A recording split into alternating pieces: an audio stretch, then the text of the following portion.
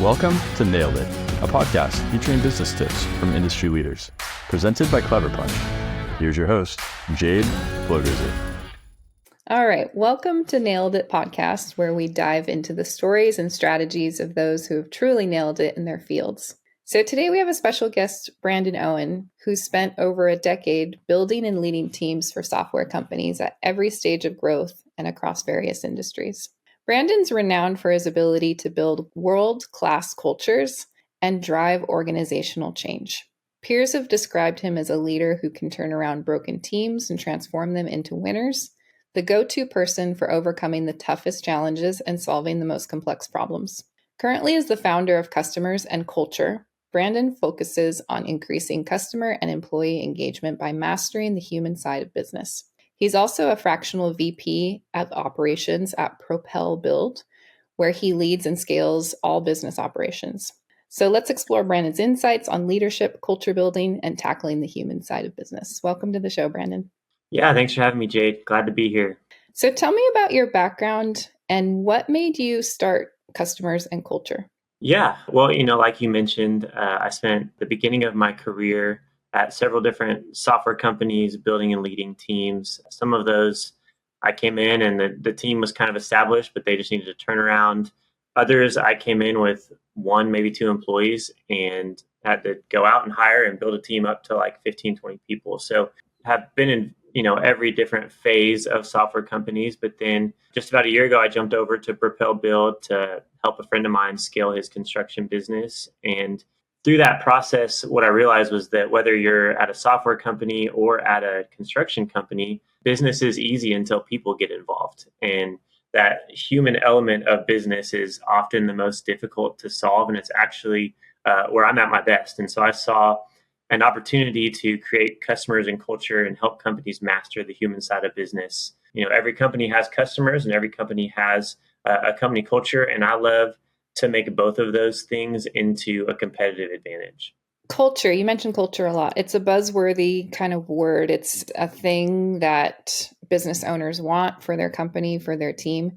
But how do you define company culture? What makes good culture? Yeah, culture is definitely buzzworthy these days. Before we got on here, I typed company culture into Amazon and got 60,000 book reviews. So definitely top of mind for a lot of business owners. And I think it's totally fair that it's top of mind because it is so important and it matters so much. Companies with strong culture consistently outperform companies with weak culture on just about every metric. So it's makes sense that people are thinking about it a lot. But the problem that I see most often is that it's kind of misconstrued and people are thinking about culture and what they're thinking about is things like ping pong tables and unlimited vacation and, nap pods at Facebook, things like that. And that's just not what culture is about. They don't have a lot to do with culture. In fact, you can have a lot of ping pong tables and still have a really bad culture. And so the way I like to think about culture is it's the way that we do things here. It's how do we treat each other? How do we work together? How do we respond when things go poorly? What are the norms and behaviors that happen day to day at this company? And I think it's so important to remember that culture is action oriented and your behaviors are what establish your culture, despite what, the values that you may throw on the wall only impact your culture to the extent that you live up to those values. And so I'll stop there. I could go on about culture for a long time, but I do have one other question about Yeah. it. What do you think is the biggest influence on culture within a business? Yeah. I mean, there's some obvious ones, like obviously the people that you hire and the leaders at your organization. If your leaders aren't, creating a great culture, then it's almost impossible to have a great culture. But something that I think look at, like if I want to see how a company's culture is, what I'm going to look for is like, how does this company respond when everything falls apart?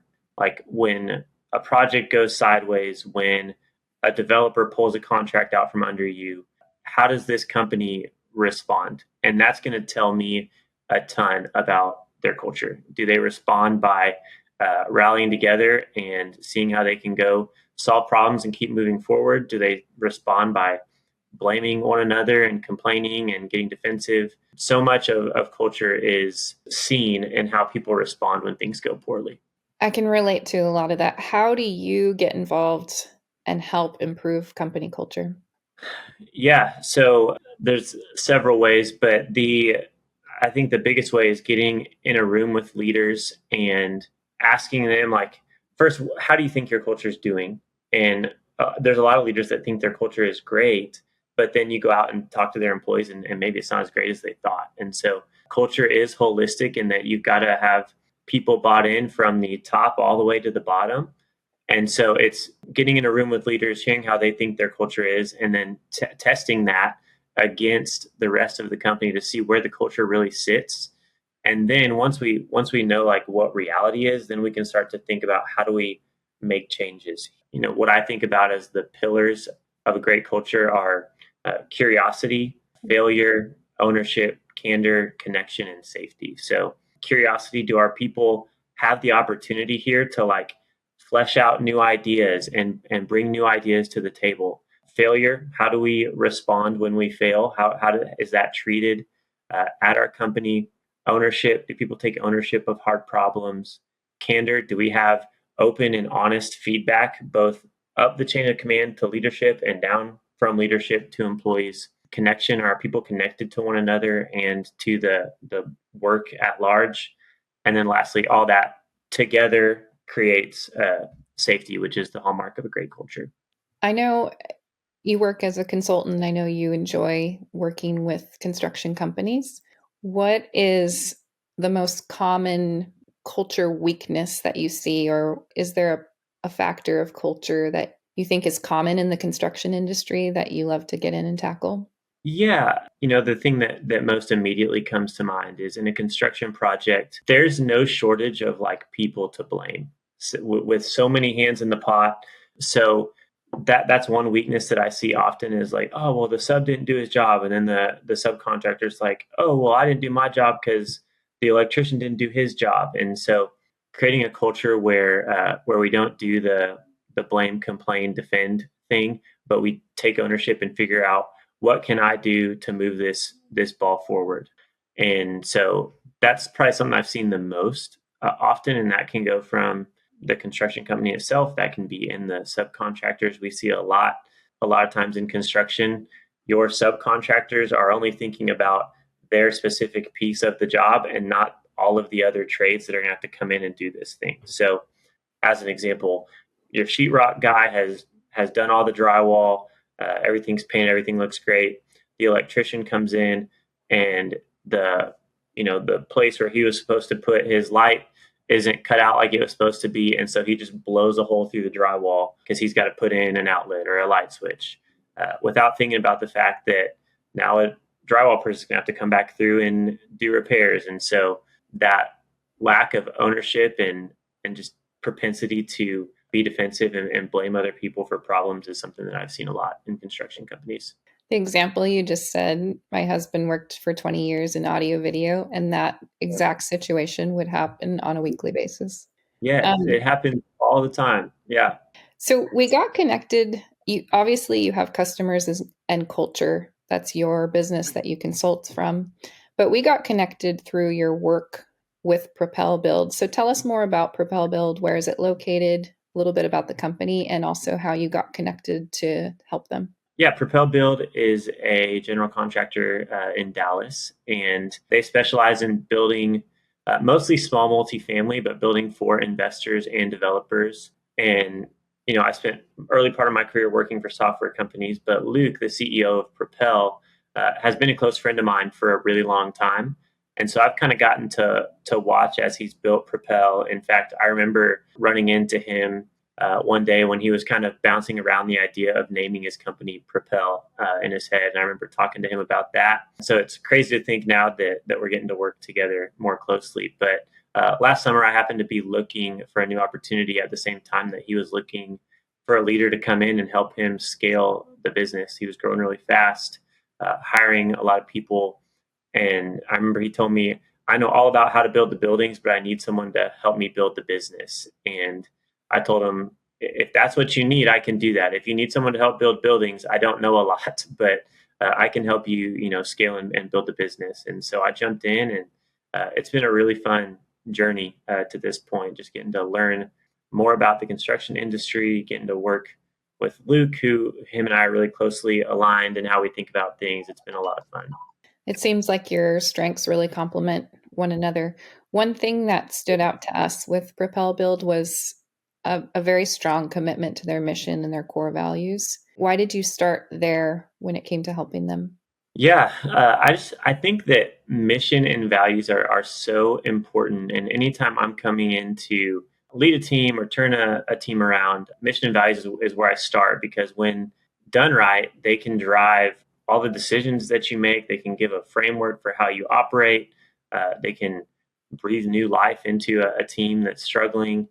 I've seen a broken team rally around a new mission and new values and just completely turn around. So it's just amazing the impact that mission and values can have. And we've seen that at Propel the same way. So, When it came to choosing their core values, how did you go about that? What was your process?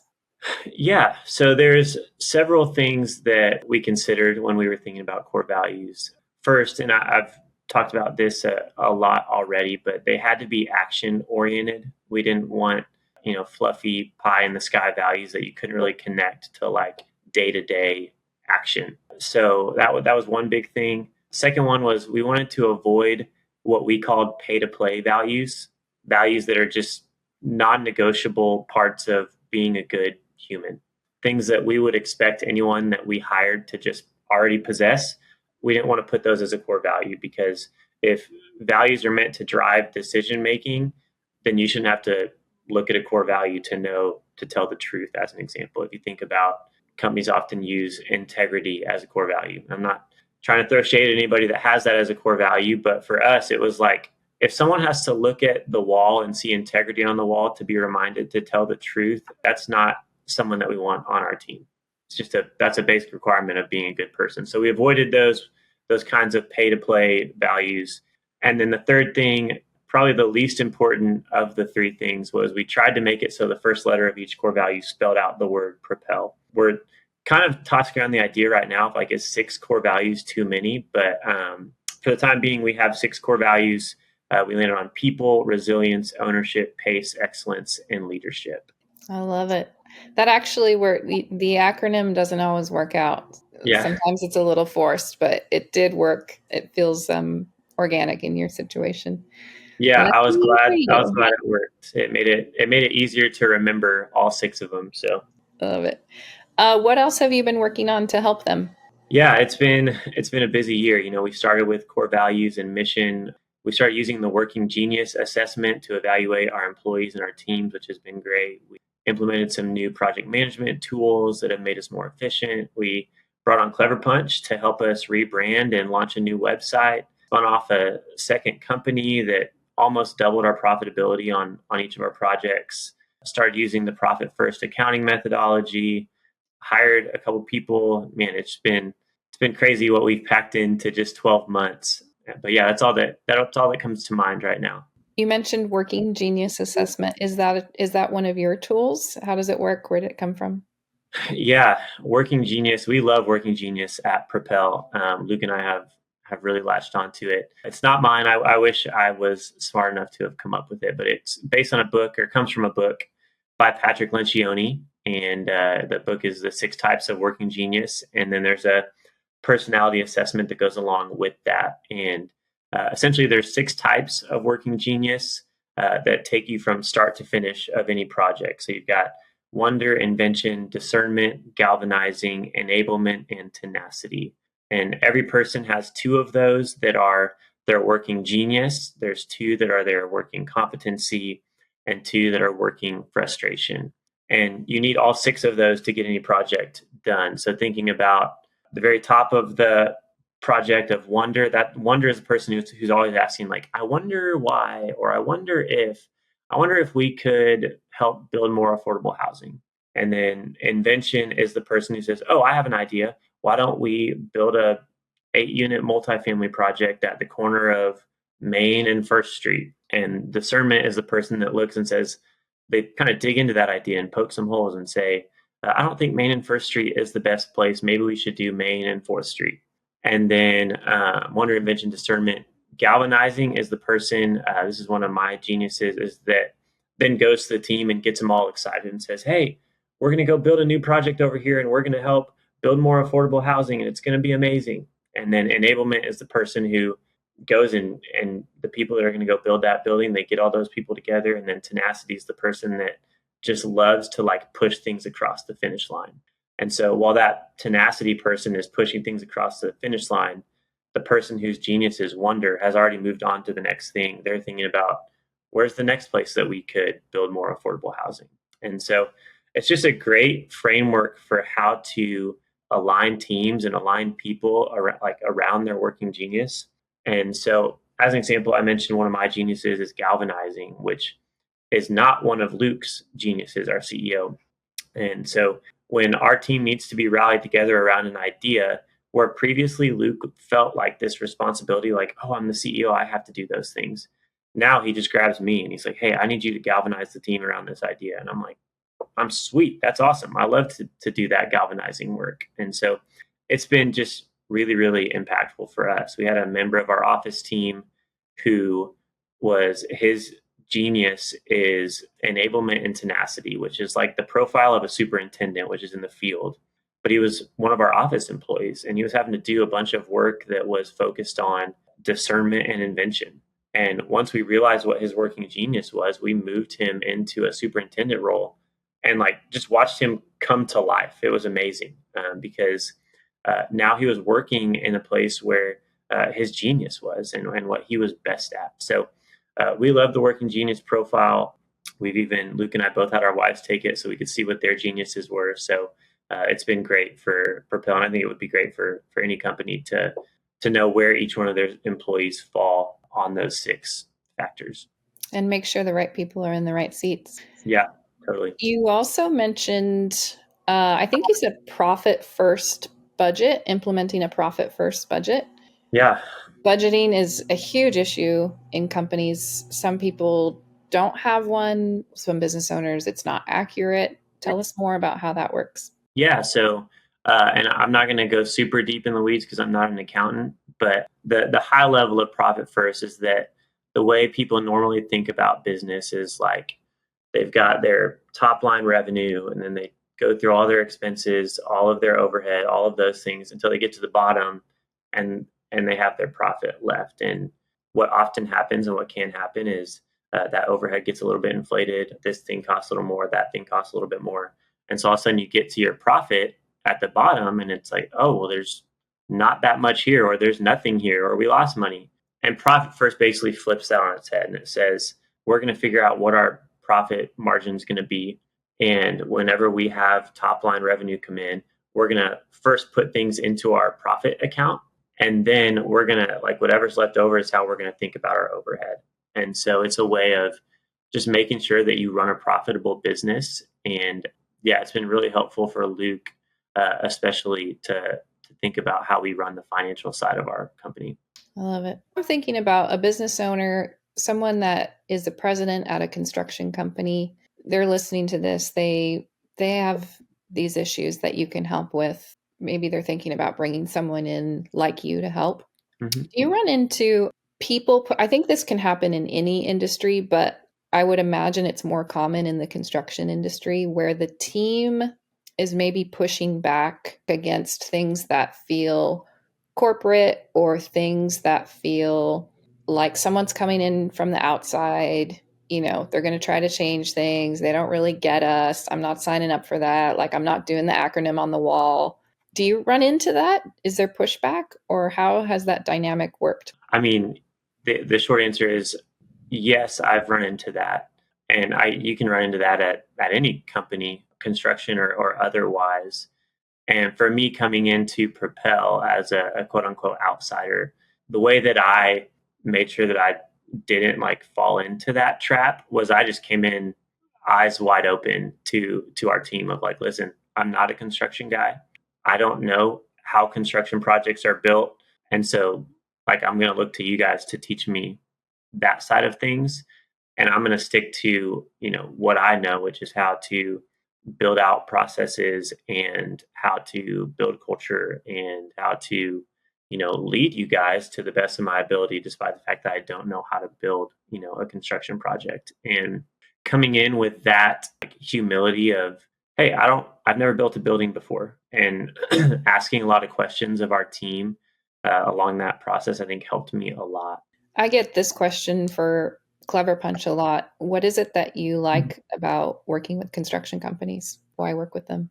Yeah, there's a lot that I love about construction companies. First is just the tangible aspect of their work. I mean, it sounds obvious, but you can clearly see like there wasn't a building there and now there is a building there. And that's not something that you have as much in a software company. So that tangible side is really great to like look out and see like this is what these hands and minds have built. But bigger than that for me personally is just I see construction as a critical function for our economy that's been so underserved by technology, leadership development, culture creation, all the things that these software companies are doing in Silicon Valley and Austin, Texas can be applied to the construction industry. And I love getting to bring those lessons and things I've learned at tech companies and software companies and bring those into help an industry like the construction industry. And is there any other industries that you specialize in or that you like working with? Yeah, I mean, my company's built on the reality that every business has customers and culture. But, alongside construction companies, I like working with any other like professional services organizations, law firms, marketing agencies, recruiting firms, architecture firms, any of those small companies where I can bring those lessons I've learned in the tech and software world and put them into play in other industries. That's what I really, really like. So, of course, I could help software companies, but being able to bring something new to industries that haven't had those sorts of lessons and frameworks and things like that is what I like to do the most. Nice. So for anyone listening that is interested in what you have to offer, feels like they identify with the challenges that you can help with in their business, what's the best way to get in touch with you? Yeah. So my website's an easy place to start, www.customersandculture.com. And then my email is just brandon@customersandculture.com. Anybody wants to chat, feel free to reach out. I'd love to talk. Amazing. Thank you so much for the conversation. I really enjoyed it. I think any business owner, construction or otherwise, can relate to the challenges that come when you have people involved, employees, customers. And if they're good at running the business and they can bring someone like you to come in and help, it could be a really good complement to their skills and really help things improve internally, which of course is going to help the business externally. So thanks so much for the insights that you shared. I really appreciate it. Yeah, no problem. Thanks for having me. I enjoyed it. Thank you for listening to this episode of Nailed It, business tips from industry leaders, brought to you by Clever Punch. Nailed It is all about connecting with people, building relationships, and helping each other. If you're interested in connecting with any of the guests on our episodes, you can find their contact info in our show notes or on the podcast page at cleverpunchco.com. You can also email info@cleverpunchco.com with any questions or feedback. I'm your host, Jade Flogerzy. Thank you for tuning in. We'll see you next time.